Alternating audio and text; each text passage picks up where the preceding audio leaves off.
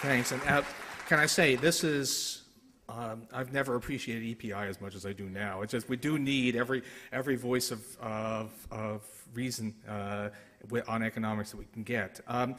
So what I thought I'd do is, although this is about what we do, where we should be after the crisis is over, I want to say a few things about the crisis because I think there's a natural transition here.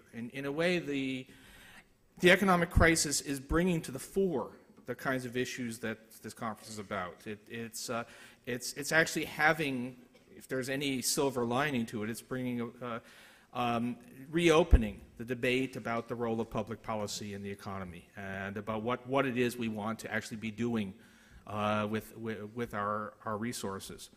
So just a thing. As you know, the economy is in a hell of a mess. That's not the whole. It's worse than that. It's because of the kind of mess it's in. So still, you have some people saying, well, this isn't as bad as the recession of 1982, which is right. Although part of the answer is, wait a couple of months. But the crisis of 82, or the recession of 82, was something which was understandable. It was created in a way. It was deliberate policy. The Fed raised interest rates to squeeze out inflation, and as soon as it decided that we had suffered enough, it relented and the economy came bouncing back. This is not that kind of crisis. This is a crisis where it is out of control, and there's no reason to think that there's any spontaneous mechanism for recovery. We've gotten into a situation where we normally have been able to count on the Federal Reserve to get us out of recessions by cutting interest rates, but there's this number, which is really important, namely 0, and the Fed can do no more on that front. And it is a crisis that my deep concern is not simply that it will be a very steep slump, but that it will become entrenched. That with a depressed economy, nobody's going to want to invest. With a depressed economy, we're going to start to have deflation. There are already more wage cuts going on now than at any time since the Great Depression.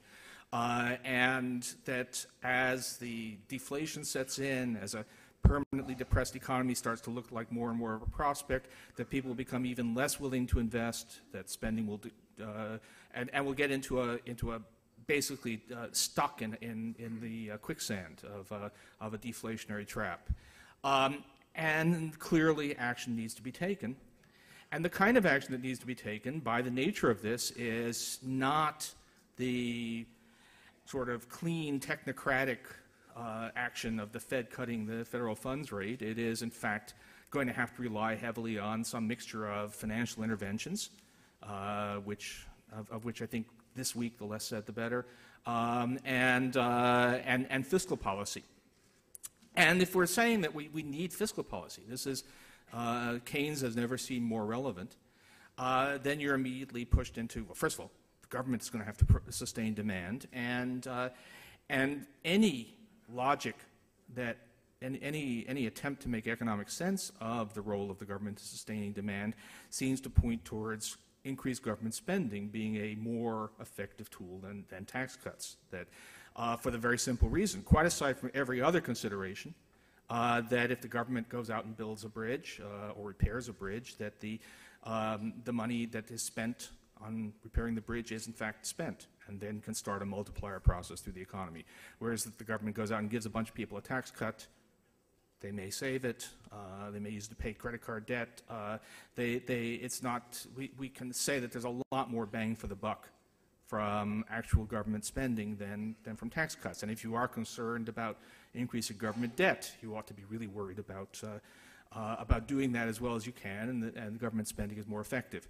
And just a slight wonky footnote, what people often forget in these calculations is that an effective stimulus by expanding the economy also increases tax receipts, and an ineffective stimulus does not. So if you actually try to compare bang for the buck between, as best we can estimate, between infrastructure projects and tax cuts, the bang for the buck in terms of the actual amount of debt that you run up for every job created is probably twice as good, at least, for the spending as it is for other things, maybe 3 times as good. So it's a strong reasons to make government spending so far as you can do it. We understand that there are problems. It's hard to come up with a lot of infrastructure projects that will get going even within a 2-year frame, but as much as you can. Now that's a conclusion that people who are, a point of view that probably is not much represented in this room, people on the right find extremely disturbing. And there's a huge opposition to government spending as a response to the crisis, not based, for the most part, on any coherent economic argument, or at least not based on any attempt to refute this bang-for-the-buck argument, as on just a distaste and a fear that if we have a lot of government spending that helps us get out of this crisis, that people will start to think good things about government spending. Which, to the extent that that's true, it also says that those of us who think we could actually use some more government spending quite aside from the crisis should think about this also as what they see as a threat, we should see as an opportunity.